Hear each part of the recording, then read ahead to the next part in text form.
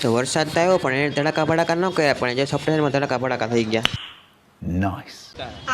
તો હું કે વિશાળદર મોજમાં ને તો બધાને જય શ્રી રામ ને અત્યારે વાગ્યા હતા હવા હાથ અને બહાર વાતાવરણ હતું વરસાદ જેવું અને લાઇટે વાગી હતી ને વાગી ગયા હતા 7:30 લઈ લીધા જીઓના કાર્ડ ને આવી ગયા આપણે આરાણા બાપા આંબલી પાસે.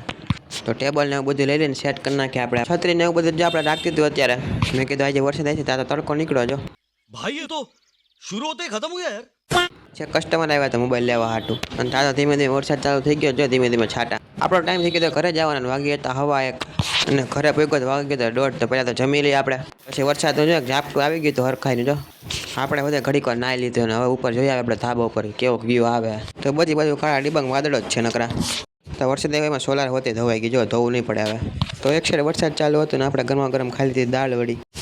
ખાઈને આવી ગયા આપણે સીધા રાણામાં પણ આંબલીએ છત્રી નાખીને પણ વરસાદ ચાલુ હતો જો અત્યારે અને ચાલે વરસાદે પી નાખી મસ્ત ગરમા ગરમ ચા વરસાદ તો રહેવાનું નામ જ નથી લેતો જો ચાલુ ને ચાલુ છે અને તા તો સબસ્ટેશનમાં બોલી ગઈ બાકાજી કે વરસાદે તો ન બોલાય પણ સબસ્ટેશનને બાકાજી બોલાવી દીધી અને પછી વાગ્યા હતા 6:30 અને ભાઈ વરસાદ રહેવાનું નામ જ નથી લેતો જોઈ લ્યો તો વરસાદ તો કાંઈ રહેવા નથી આપણે અટકી લે ઘરે મારા પપ્પા તેડવા આવી ગયા હતા તો જય શ્રી રામ મળીએ બીજા વ્લોગમાં.